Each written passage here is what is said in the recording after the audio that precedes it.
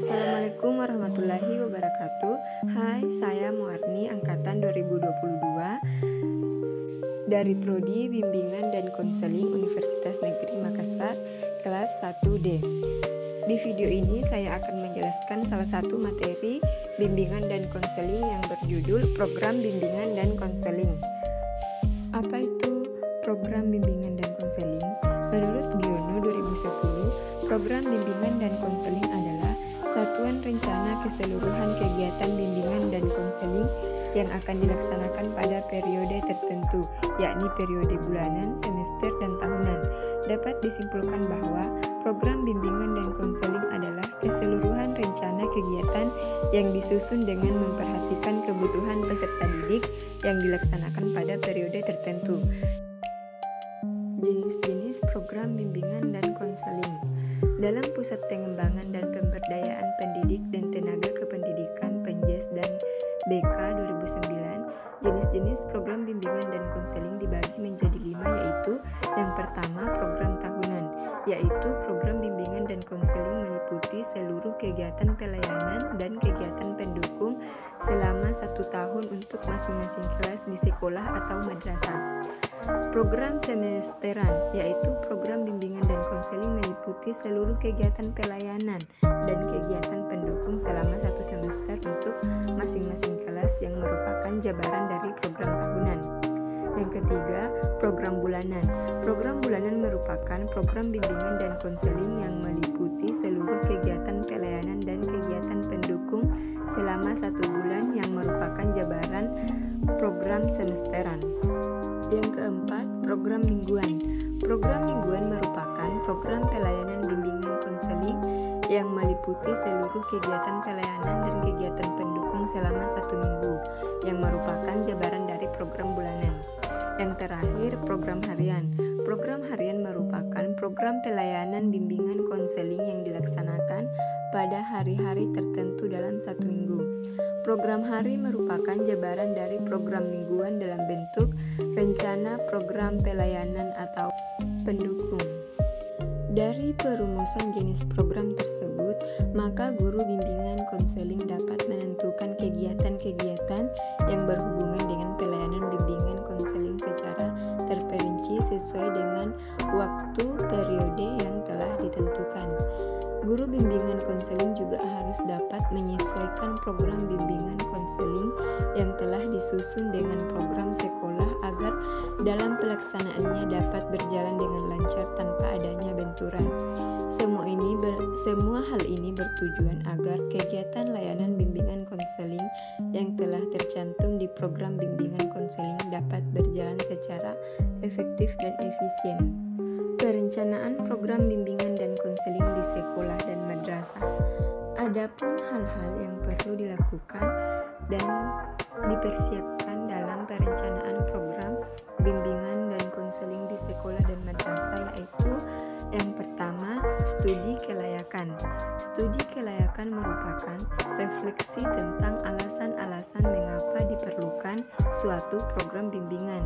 Studi kelayakan juga perlu dilakukan untuk melihat program mana yang lebih layak untuk dilaksanakan dalam bentuk layanan bimbingan terhadap siswa. Dari hasil studi kelayakan akan diperoleh kesimpulan bidang-bidang atau lingkup mana yang layak untuk dituangkan dalam bentuk program bimbingan dan konseling. Yang kedua, penyusunan program bimbingan. Dalam penyusunan program bimbingan harus merujuk kepada kebutuhan sekolah dan madrasah secara umum dan lingkup layanan bimbingan konseling di sekolah dan madrasah.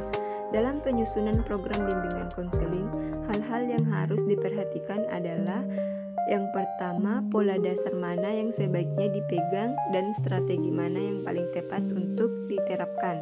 Yang kedua, bidang-bidang atau lingkup bimbingan mana yang perlu diprioritaskan. Yang ketiga, bidang-bidang atau jenis layanan mana yang sesuai untuk melayani kebutuhan para siswa. Yang keempat, keseimbangan yang wajar antara pelayan bimbingan secara kelompok dan individual. Yang kelima, pengaturan pelayanan konsul. Yang keenam, cara mengadakan evaluasi program. Yang ketujuh, pelayanan rutin dan pelayanan insiden terakhir, tingkatan-tingkatan kelas yang akan mendapat layanan-layanan bimbingan tertentu. Hal-hal yang perlu diperhatikan yang ketiga yaitu penyediaan sarana fisik dan teknis. Program bimbingan konseling perlu didukung oleh sarana fisik dan teknis.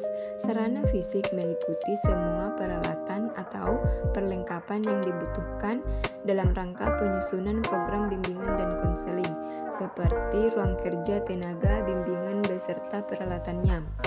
Sedangkan sarana teknis meliputi alat-alat yang diperlukan untuk melaksanakan pelayanan bimbingan. Yang keempat, penentuan sarana personel dan pembagian tugas. Selain sarana fisik dan teknis, penyusunan rencana program bimbingan dan konseling juga memerlukan sarana personel meliputi orang-orang yang akan dilibatkan dalam penyusunan program bimbingan dan konseling dan apa tugas mereka. Dan terakhir, kegiatan-kegiatan penunjang.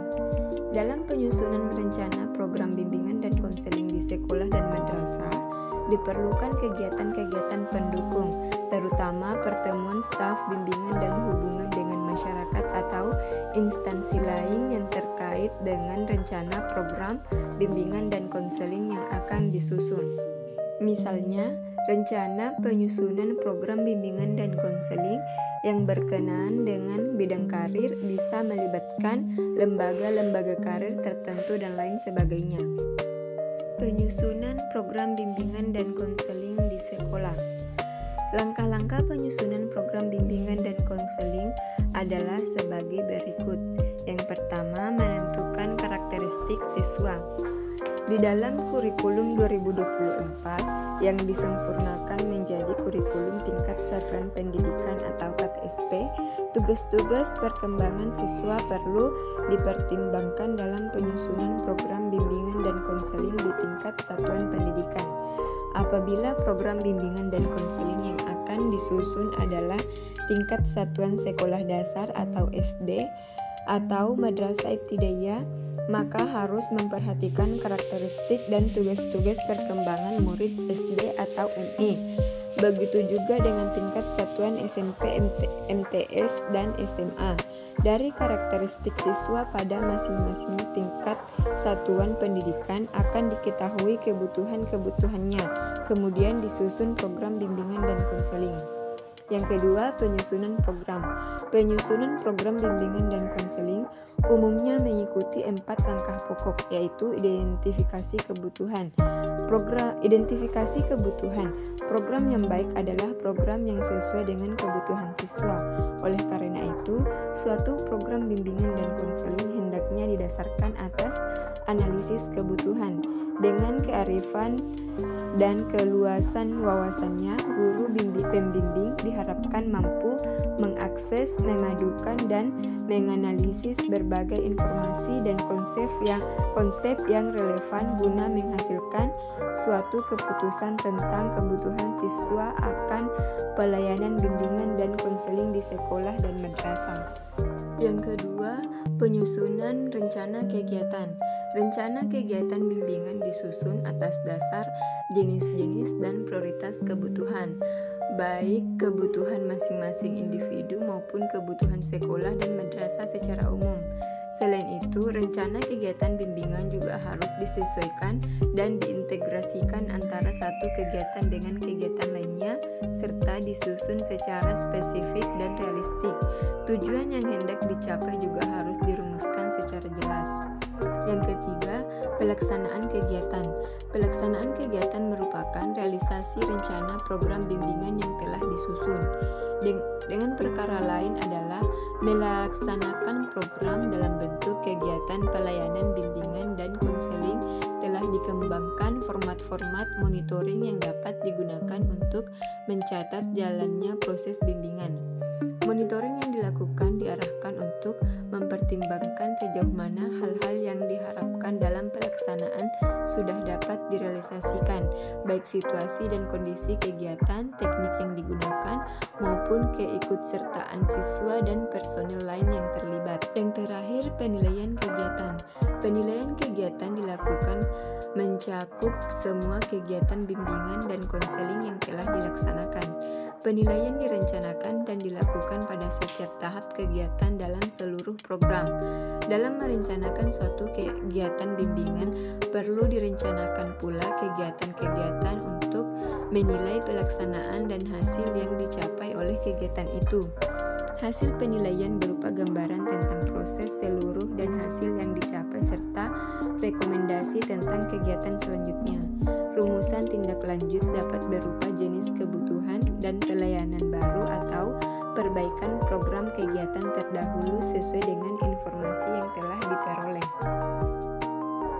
Baik, itulah tadi penjelasan tentang program bimbingan dan konseling dari saya. Mohon maaf jika banyak salah dan kurangnya. Saya akhiri dengan ucapan wabillahi taufiq wal hidayah. Wassalamualaikum warahmatullahi wabarakatuh.